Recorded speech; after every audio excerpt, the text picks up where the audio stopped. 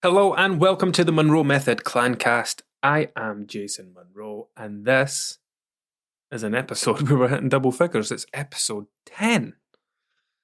Now, I'm having a bit of a brainstorming day today.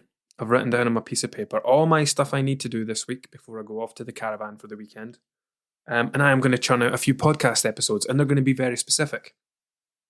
This one is going to be a super cool topic because I post a lot of things on social media that,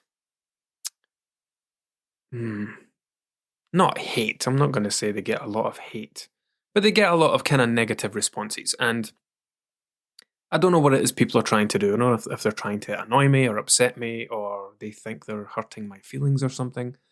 But anytime I post anything remotely Slimming World related, like I did last week, people then come in and say, oh, what about calorie counting then? What about calories? I'm like, yeah, what about them? What is it you're actually asking me? Because they seem to have some idea that, what I do is just calorie counting. And then that's based on what their maybe knowledge and experiences with calorie counting is. I did, so I've got another Instagram account, or I did have another Instagram account, and it's just called @the_Monroe_Method. I changed my phones and I lost access to it, and I'm sick about it because it was my educational platform where every day I went on and I did a live for 10 minutes and then I shared it as an IGTV, and it was great and I loved it.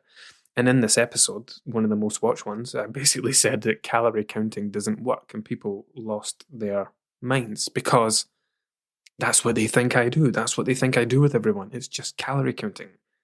As I said in the last episode, if you listen to that one, calories, macros, these are such an insignificant part of the puzzle behind the reasons that you have weight to lose, or that you repeatedly find yourself in a position where you have weight to lose. They are such a minor part of the thing as a whole. And like I said last time, that's why I find it so difficult to put into words everything that I do to help the people I work with. So today, let's just keep this focused on one single topic: why calorie counting doesn't work. Should probably add a caveat to that for some people. So picture the scene. You are currently overweight, or you are gaining weight, and you've got an idea that maybe you want to try and lose some weight. You've maybe thought about calorie counting. And the problem is that you know that anytime you've went on a diet before, or maybe when you've tried counting calories before, you have some idea, some conception that you have to eat less, okay? Now, while that is true, it doesn't always apply in terms of food volume. So when people say eat less, I know what they mean. They mean eat less food. But that's not always the case. What you need to do is eat less energy. And that's not the same as eating less food per se. Because I'm always conscious of assuming knowledge. So I'm just going to assume that we're going right back to the absolute basics here. If you are gaining weight or you have gained weight, it is because you are consuming more calories than your body needs. Your body uses a certain amount of energy each day that varies from day to day. And the food that you consume is the energy. That's what a calorie is. A calorie is a unit of measurement. It measures the energy contained within the food and drink we consume. The energy, the food and drink that you consume that contains calories, is the fuel that feeds that fire. So we're talking about, when people are always talking about burning calories, the calories that you are burning are the calories that you consume. So if you are gaining weight or you have gained weight, it's because you are consuming more energy than your body needs.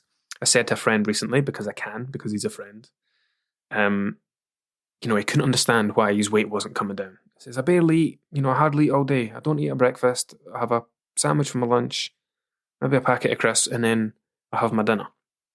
And I'm like, right, okay. If that was actually happening, then you would be losing weight. So what else do you eat? I eat a couple of things at night, watching TV.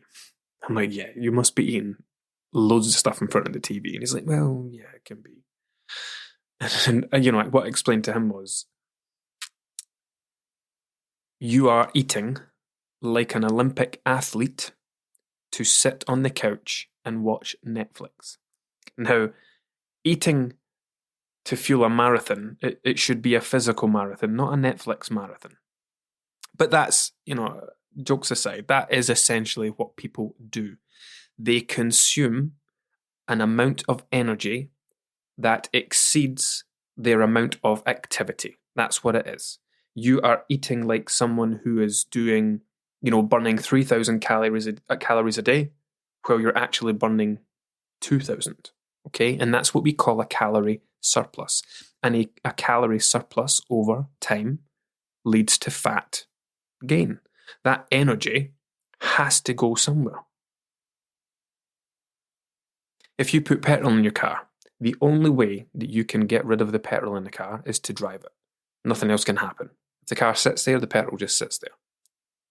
It can't just disappear. It does evaporate over time very, very slowly, but forget that. It can't go anywhere. It has to be used. And if it isn't used, then it just stays there. That is basically what happens with body fat. When you consume energy, you have to use it or you store it. So if you don't use it, it then eventually becomes body fat. I say eventually because you consume energy, you temporarily store it as muscle glycogen. So, we don't use all the energy we consume instantly. You don't eat a 400 calorie meal and instantly burn 400 calories. It gets converted and stored temporarily as glycogen. And what happens then is you eat your breakfast, let's say it's 400 calories, and then that's you until lunchtime. Now, from that 8 a.m. breakfast until 12 p.m. lunchtime, let's say you're burning, I don't know, what do I burn? Let's say you're burning 126 calories an hour, just being at work, being alive, going about your day-to-day business. So those 400 calories you had for breakfast, each hour you're getting through a piece of it, and you're tapping into those muscle glycogen stores, which are your instant energy stores, and you're using it up. If you are in a calorie surplus, though, you're having your breakfast, and I don't know, maybe it's 600, 700, 800 calories, right? And then you're using your 100 odd calories an hour for 4 hours, but you've not used everything that's there. And then it's lunchtime, and then you're putting more on top of that. And then it's dinner time, and you're putting more on top of that. These stores, they're not endless, they're not limitless. There's only so much you can put in. And once you get to the point where there is nowhere else for energy to go, then you will start to convert this stored energy into body fat. That is how you gain body fat, okay? So before I went off on that tangent, the point I was getting to was, someone's about to start a diet, and they have this idea that they're going to have to eat less. And that's what they try to do. And let's say they decide to try calorie counting, right? They've heard a lot about it. It's very popular, calorie deficit and all that stuff. They want to give it a try. So they count. This is such a bleeping important thing to understand here, okay? Before anyone goes attempting to calorie count.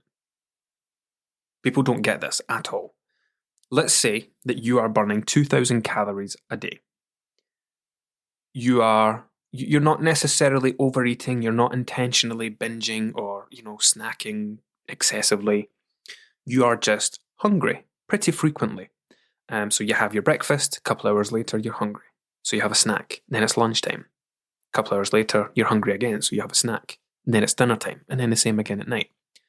So you're burning 2,000 calories a day, but by the time we add up everything that you've eaten in a day, and again, you're not overeating, you're not intentionally excessively snacking, you're getting hungry and you're responding to that hunger.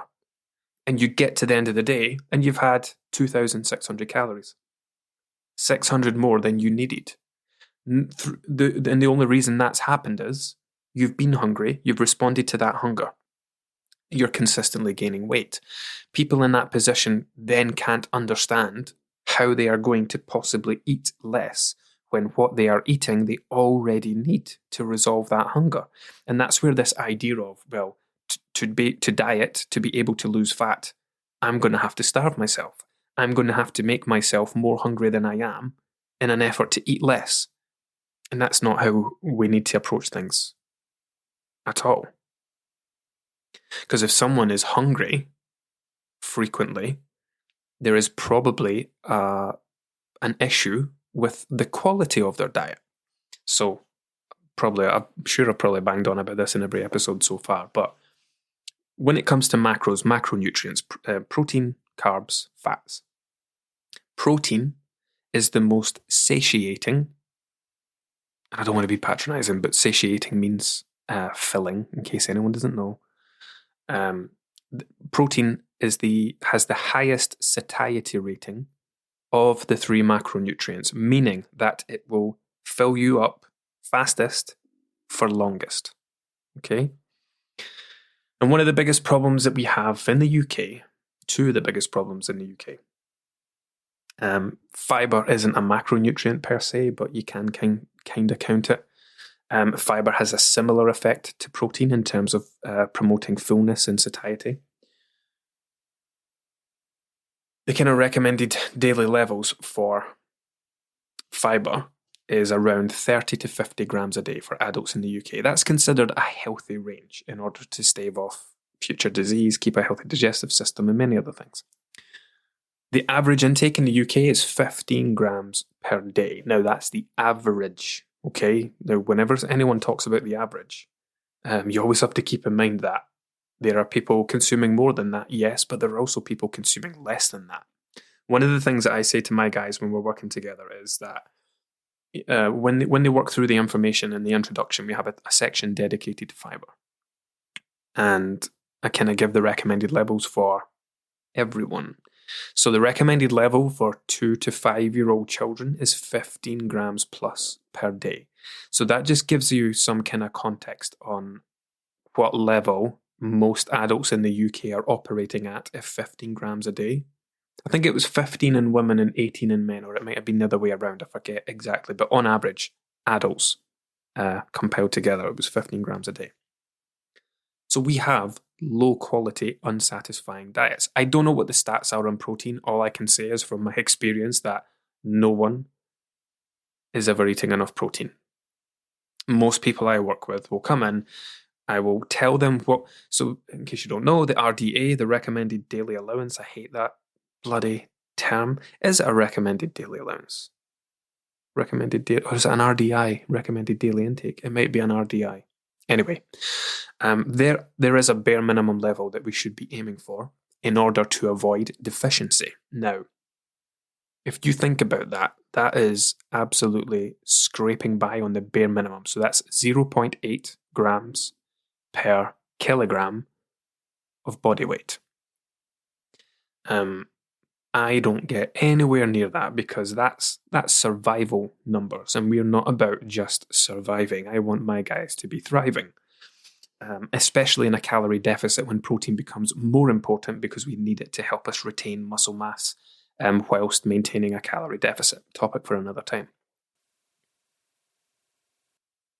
So when most people come to work with me, this is a good way to explain it. When most people come to work with me and we start, we go through all this stuff and we start tracking and we get to the first 2 weeks. Now, some people will they'll get off to a very quick and great start and they'll adopt the things that you've been teaching them and telling them and they'll apply it pretty quickly. And then many other people like to do it a bit differently. So they'll take baby steps. So they'll say, I didn't really want to overwhelm myself at the start. I've just tried to calorie count. So they've not paid attention to macros. They've not paid attention to the quality of their diet. They've not really looked into the whole protein and fiber thing yet. They've just counted calories. And it's great. See, to be honest, what I would love to do with every single person I work with, I would love them not to focus on fat loss for the first 2 weeks. I would just love to get them to track what they normally eat for a fortnight. It doesn't fly though. It doesn't sell. People do not want to do that. If someone is coming to work with you to lose weight, they want to do it now. But I would love to be able to do that. I would love to be able to see what their eating habits look like currently tracked in MyFitnessPal or NutriCheck, because like the people I'm about to talk about, those that say, I just wanted to count calories for the first fortnight. I love that. And that's why, because I get to see what their eating habits were like previously. And then straight away you can see, yeah, I can see why you've gained weight, because your diet is very high in fat. Now, said this in the last episode, but when I talk about highs and lows, I'm talking relative to the balance of that specific person's nutrition. Because high fat diet isn't a big deal, a high carb diet isn't a big deal, a high protein diet isn't a big deal. However, when we look at an individual, things can be high and low in potentially negative ways. So what I would see is, so I'm looking at this person's tracking, their carbs will be very high, their protein will be pretty low, their fiber will be almost non-existent, and their fat will be very high. That is a low quality, unsatisfying diet that lacks filling power, quality, as I said. And straight away I'm like, God, I can help this person so bloody easily. You are going to do brilliantly here, because all we need to do is slide those carbs down a bit, slide those fats down a bit, teach you how to consume more protein, teach you how to consume more fiber.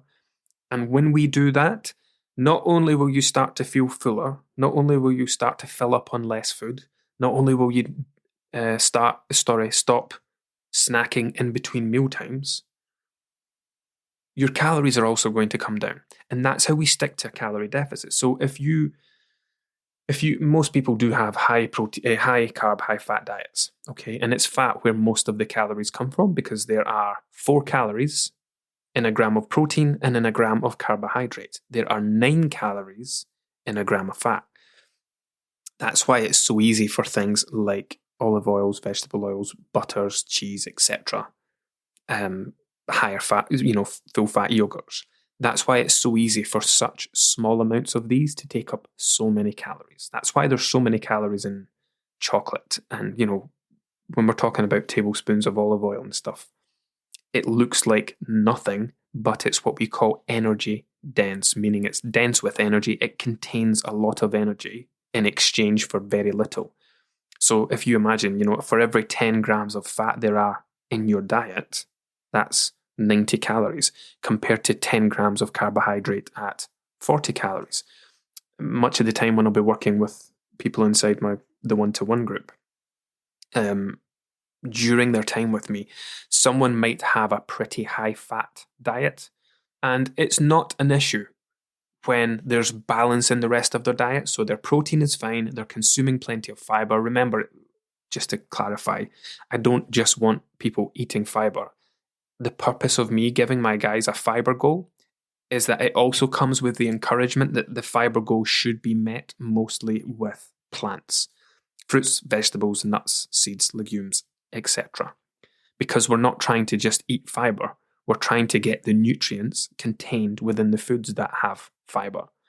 So rather than say, here's your vitamin C goal, here is your iron goal, here is your whatever else goal, we just say, here is your fiber goal, and here are pictures of and lists of foods that contain fiber. Because if you reach around 30 grams a day of fiber, 25, 30 grams a day of fiber, and you meet that mostly with a varied range of plants, then you don't need to worry about the rest of it. You don't need to worry about the micronutrients, they're called, when we're talking about vitamins and minerals. We don't need to worry about those. It's like a blanket goal to cover all things, rather than just go completely overboard and giving people vitamin and mineral targets. Get this magnesium and whatever else. So yeah,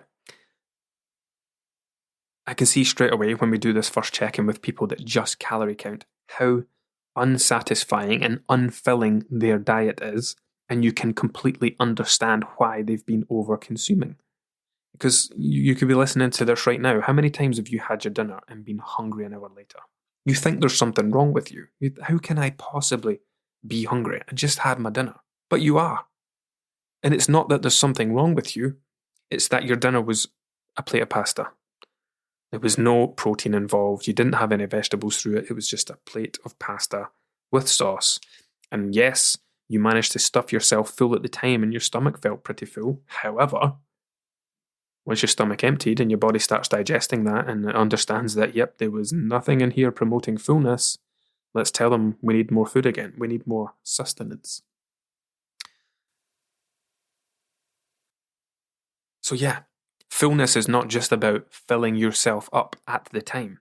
It's filling yourself up at the time with foods that will continue to keep you full for hours after, and that is something that protein does brilliantly well, as does fiber. So let's get back to the point of why calorie counting doesn't work. Oh, do you know what? I did actually start touching on something earlier, but I got lost on everything else. We'll do it at the end. So why calorie counting doesn't work? Again, you are burning 2,500 calories a day. You are eating 2,700 a day because that's how hungry you are. And this is where you can get stuck in an endless feedback loop, because what happens is your habitual diet is unsatisfying. So every time you feel hungry, or the more hungry you feel, the more of this unsatisfying diet you're eating. Let's say you decide to start running or join the gym. Now you're burning 2,500 calories a day, but you're not making any changes to your diet. So you've got this increased hunger, and now you're going to have this increase in the amount of calories that you eat, but it's this unsatisfying stuff. And you're doing this exercise. Before, you were burning 2,000 and eating 2,700. You were in a 700 surplus. Now you're burning 2,324, and now you're eating 3,334, and you're in a bigger surplus. So yeah, there are instances where your activity can start to work against you. And this is why we talk about nutrition and diet being so bloody important. People think that they can just go out and start running or doing couch to 5K and the weight's going to drop off. But the reality is, if you start eating to match your new activity level, your weight's not going to do anything. So calorie counting doesn't work when people don't account for quality. In fact, what did I put on Instagram last week? Let me just check my phone. Last Monday, I think it was.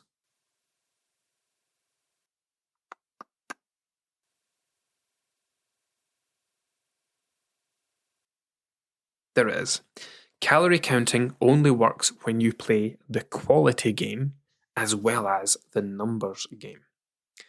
So that means that the numbers game being just counting the calories and things, the quality game being increasing your protein, increasing your fiber, eating more whole foods and reducing kind of processed foods, and trying to promote a higher level of satiety to keep hunger at bay. So this is where people get it wrong. Let's go back to the 2,000 calorie example. So 2,000 calories burning, 2,700 eating. That person goes on to the internet, looks up a TDEE, Total Daily Energy Expenditure calculator, which calculates your calorie burn. They put in all the details, and it comes back and says, you are burning 2,000 calories a day. Now here are some options for you. If you would like to lose 1 pound a week, you should eat 1,500 calories. If you would like to lose 2 pounds a week, you should eat 1,000 calories. And if it's a terrible calculator, it will say, if you want to lose 3 pounds a week, you should eat 500 calories. Let's just stick with a sensible option, right? So this person is now going to try and eat 1,500 calories. And this is the part I was getting to earlier on. This is the part that people don't think about. Yes, you are burning 2,000 calories, and to lose a pound a week, you need to eat 1,500. Now, that sounds like a 500 calorie drop. It isn't, because you weren't eating 2,000 calories. You were gaining weight consistently. You were eating more than 2,000 calories. In this example, I said 2,700. So this person is going to try and go from consuming 2,700 calories and gaining weight to eating 1,500 a day to lose weight. Now, how realistic is it going to be for someone who is already experiencing frequent hunger and eating consistently throughout the day to respond to that hunger to now eat 1,200 calories less? It's completely unrealistic. It's not going to happen. It's not going to work. You will maybe manage it for the first couple of days, but once that initial wave of motivation and determination fades away, and it will very quickly because hunger always wins. Always wins in the end. You're setting yourself up for failure. Now remember, this is me talking about calorie counting, purely talking about calorie counting. Again, you know what, I should have said this earlier on, but Slimming World release statements and blog posts on their website all the time, talking about Slimming World members. We compared so many people from Slimming World members against calorie counting, and the Slimming World members said that they felt fuller and lost more weight and whatever else, right? And they'll reference the study. And then you'll take a look at the study and it's like, yeah, the people you're talking about, the people I'm talking about, were just calorie counting.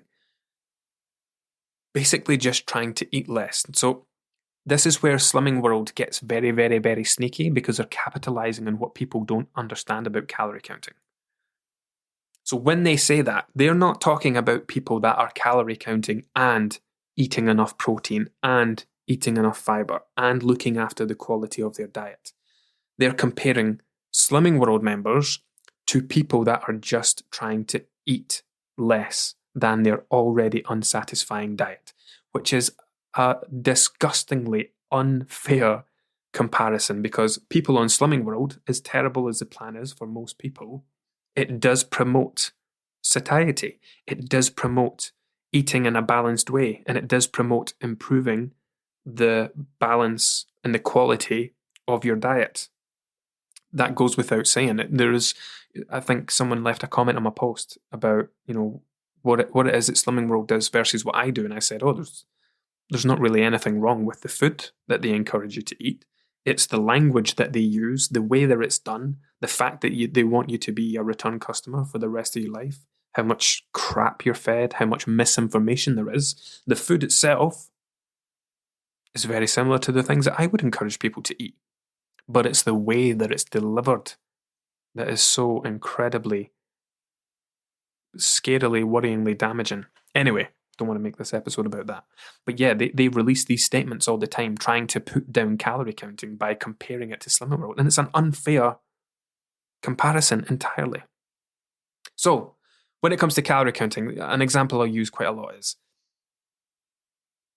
I have people on 1,200 calories, right? Because it's necessary sometimes. If someone is in their 50s or their 60s, they're not particularly active, they might be around 5 foot, 5'1" female, their calorie burn will not be very much. They're only burning 1,800 calories a day, sometimes 1,600. In those instances, 1,200 calories is a perfectly viable number. It's not a blanket term for everyone. It's not a blanket number for everyone. Even though some people think there is some magic around the number and they just adopt this 1,200 calorie diet. But it absolutely does have its place, far more often than people realize. So yes, I do have many people that will be on 1,200 calories. And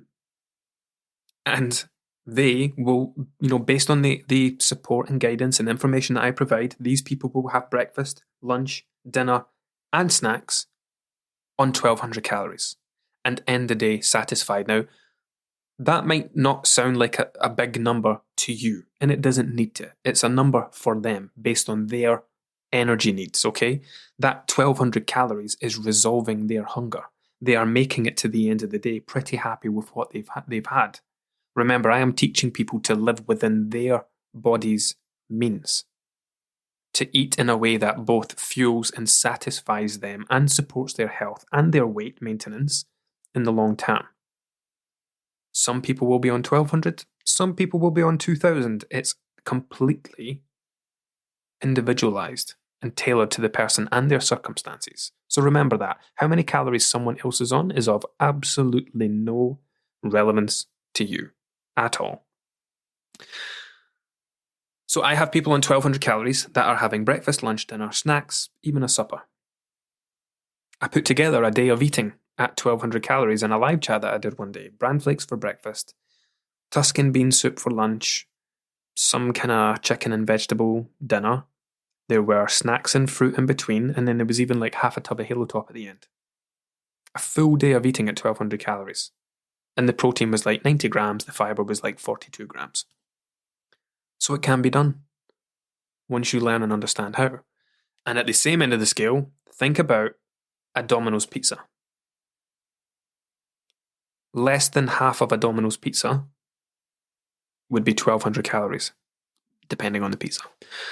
But think about that for a second. This is a good example of energy density and eating to support hunger, right? You can have 3 meals a day plus snacks plus a supper at 1200 calories, or you can have a few slices of a Domino's pizza the whole day.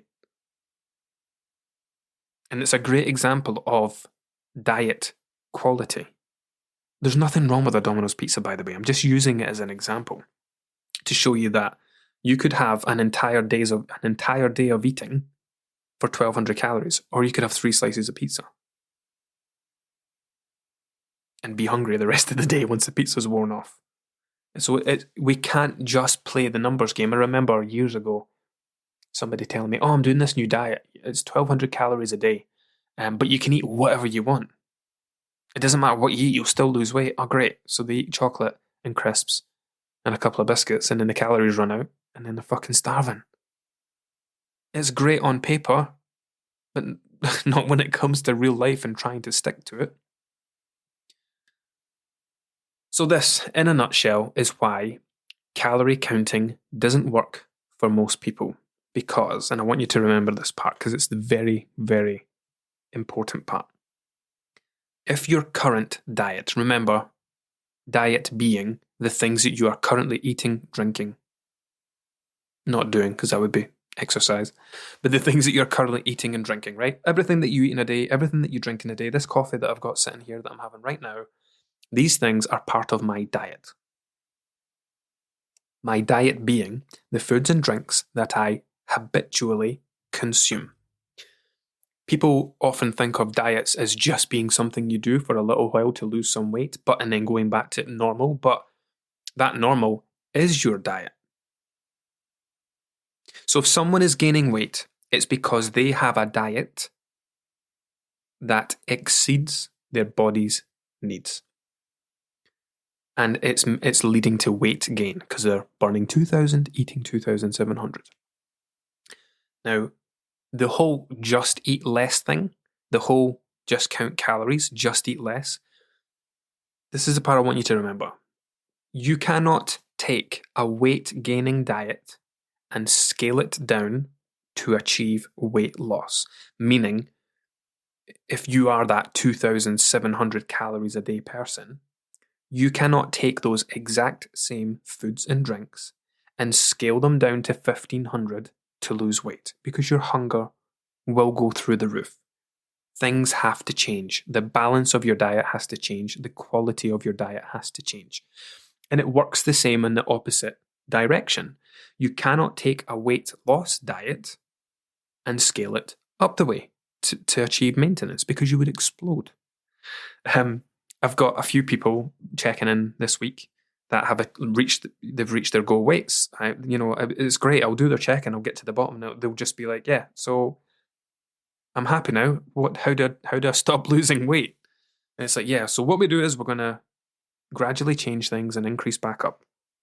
But what I tell them is what I tell you, that when it comes to reaching that point, it's not just a case of eating more in the same way that it's not just a case of eating less to lose weight. You have to start swapping things back in, because, if you think of the example I used with the 1,200 calories, if that person is getting to the day satisfied with what they're eating, and I'm going to take them up to 1,700 or 1,800 calories for maintenance, if they're satisfied on 1,200, how are they going to eat 500 or 600 calories a day more? They would then have to be overeating and stuffed and uncomfortable to achieve that. So you can't scale that up. You can't just eat piles of more protein and piles of more fiber. You have to take a look at the things that you did to get into a deficit and start swapping them out. So when it comes to going from weight gain to fat loss, we're not just scaling the diet down, we are taking a look at the higher calorie areas, okay? So someone might have a pretty high fat diet. Maybe they used a lot of oils or they eat a lot of cheese, or they use a lot of high-fat dairy, we could say, right, let's reduce this a bit. So let's take your regular mayonnaise and let's switch that over to lighter, or even lighter than light. Let's take a look at the butter you're using. Could we reduce that? Could we swap that over to a lighter option? Similarly with the cheese. Are you having a lot of full-fat yogurt? Could we switch that to 0% fat temporarily? Remember, people say that diets have to be sustainable. That's bullshit. Diets don't need to be sustainable. They only need to be sustainable in the short term. And, you'll see all these people like, oh, can you see yourself eating this way for the rest of your life? If not, you shouldn't be dieting like that. Then that's just fucking nonsense. There are extreme cases, like things like keto, for example, where that's ridiculous. But when it comes to making simple swaps, are you planning to eat like that forever? It doesn't have to be sustainable. The reason I said that about keto is that the minute that's like an extreme restriction, where the minute you stop that extreme restriction, you're just going to start gaining weight again once you go back to normal. In general, when it comes to sensible dieting, not ridiculous keto extreme dieting, it doesn't have to be sustainable in the long term, because once you do get to the end, you can't sustain the way you've been eating, because if you did, you would be in a deficit for the rest of your life and you would eventually fade away to absolutely nothing. So it only has to be sustainable until you've reached your goal, and then you can start to swap things back in again. And this is what I say to the guys that are now moving up to maintenance. I'm like, yep, you've done this on 1,400, 1,500 calories. I know you've been pretty happy and satisfied each day. Now we need to eat more. But it's not just going to be eating more. Let's think about, in the beginning, when you started to make some swaps. Let's think about bringing those things back in again. Let's think about bringing back foods that you've maybe limited or removed entirely. People maybe stopped eating peanut butter, for example, because they simply just didn't have the calories for it. Now they can bring that back. They can bring back the full-fat yogurt. They can stop paying the expense for maybe lean mince or meats. You can bring back the 10% fat or 20% fat, whatever it is. You can ditch the fry light sprays and maybe go back to using vegetable oil and olive oil again. Things like that. And that is how we get back, that's how we get our calories back up again, by bringing back those foods, not just eating more volume, eating more calories by increasing the energy density. So we're not eating more food volume, we're increasing the number of calories in the foods that we're eating. So we're still getting to the day satisfied, but it's on more calories, enough to maintain our weight so we don't keep losing weight. And it's the same in the opposite direction. When it comes to fat loss, we are swapping things out and swapping things in to help us reduce the energy density of our diet, but increase the satiety of it. So we maybe take out bits and pieces when it comes to fat. We bring our fat intake down, and that helps reduce your calories massively. Then we increase the protein sources. We start to eat more fiber by adding more veggies to more plates where we can. And when you do that, your calories come down and your satiety goes up. So you go from needing to have 2,700 calories a day to feel satisfied to having 1,600 a day and feeling satisfied. And it's because you've addressed the balance of your nutrition, the quality of your diet. You're not just trying to force yourself to eat less, which doesn't work in the long term. And that is what Slimming World are talking about when they are doing these comparisons. They are talking about people that just calorie count. They are not talking about people that are trying to improve the quality of their diet. And that's why these are such terrible, shitty comparisons. Slimming World people lost more weight than people that calorie counted. Of course they did. The people that calorie count were starving after 2 days, and then they were overeating and they never lost any weight. It's a stupid comparison. If they're going to compare themselves to someone, they should compare themselves to people that calorie and macro count. They should do a study where here is a group of people doing Slimming World. Here is a group of people doing counting calories, but also making sure that they're consuming a high quality diet. Then it would be an entirely different story. The roles would be completely reversed, because the calorie counting group would be taking direct control of their diet, not just stepping on scales with their fingers crossed, hoping they've been #on plan enough that week. Anyway, That's why calorie counting doesn't work. Because when people say that, they are talking about calorie counting alone. They are not talking about the things that I do with my guys. And that's what I mean. I said at the beginning as well. People go, what about calorie counting then? As if, I don't know, they're trying to get my back up. Is it because they don't know anything about what I do? They just have seen it, some kind of perception from what they've read or seen online or whatever. Anyway, I hope that's been insightful and helpful and useful. And it gives you some ideas around why I would actually be keen to hear from people if you found this helpful and if it's kind of helped you understand why you might have failed with calorie counting in the past. Did you just try to eat less? Did you download the MyFitnessPal app and just put your details in and go for the £2 a week option? And then you try to fill that with... There was... I'll give you another example before I go. I work with many people who already have an awareness of calories, and they've already developed a low calorie diet. And we'll do the first check-in, and those people, their protein and fiber and things will be very low, but their calories will also be very low. And when we do a bit digging and a bit more back and forth, and I'm really hungry, I'm like, well, why are you not eating then? We've set your calories to 1,500, you're trying to eat 1,100. Why are you doing that? And then we find out that, they are every single thing that they buy is low calorie. They've not just swapped a few things out. Their entire diet is a low calorie diet. And in that instance, it's okay, do you really like lighter than light mayonnaise? Do you really like red milk? Do you really like whatever else? Well, not really. I would actually like to have that, and I would like to have that. And in those cases, we're helping those people increase the calories in their diet, which also helps them improve the quality of their diet, because a lot of these low-calorie products, they don't have much in the way of good nutrition in them. So yeah, at the opposite end of the scale, not just with people over-consuming, but there are also people who have, over years and years and years of yo-yo dieting, developed this default low-calorie diet that they hate and they don't even realize it. And we're trying to help them come out of that and improve as well. So everything that I do, the way that I do things with people, someone reached out to me on Instagram and said, you know what, I've never dieted before, but it seems like, most of what you do is specifically aimed at,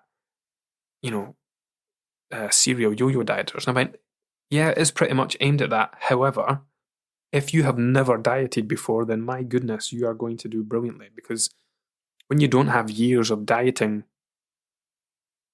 culture and diet club brainwashing to undo and reprogram, first of all, you can just skip straight ahead to the fast lane. You can just come in, read the stuff, do the work, and then that's you done. I would love for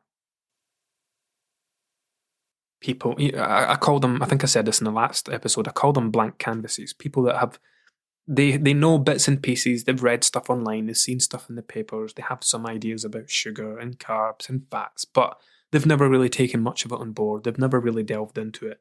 And they've not followed any particular plans or diets that tell you to not eat this and not eat that.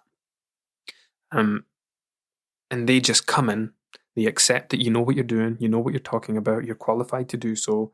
They completely open themselves up to everything that you teach. Their check-ins go great. They reach their goal weight, and then off they go with this new knowledge and this new information and these new habits. And they just... I wish everyone could be like that. I wish I could catch more people before they reach this yo-yo dieting stage. I've got a young guy in my group, Kieran. He has lost a heap of weight. He is 20, 21. And honestly, he's lost something like 35 kilos so far. I've not looked at his progress for a while. But I'm so invested in him and so proud of him, because he's at such a young age. And, had he not came across me, I'm getting a bit emotional talking about this. Had he not come across me, he could potentially have gone down the Slimming World route or the Weight Watchers route.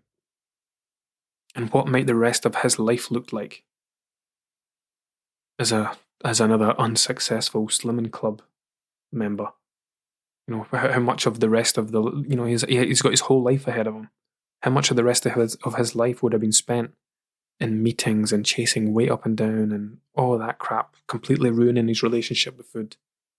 He's absolutely buzzing at every one of these check-ins.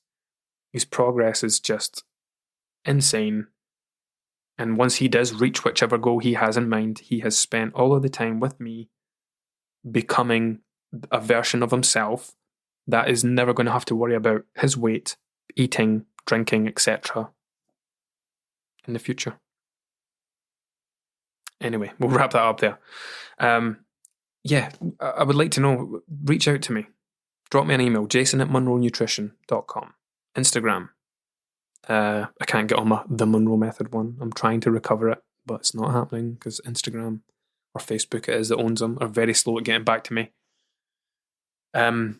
So yeah, my main one, Monroe Nutrition. Drop me a PM or an email. Let me know if this has kind of helped at all, if it's opened up your eyes and maybe given you some kind of clarity on why calorie counting might not have worked for you in the past. Cool. Thank you for listening. Honestly, it still blows my mind that hundreds of people listen to these episodes each week.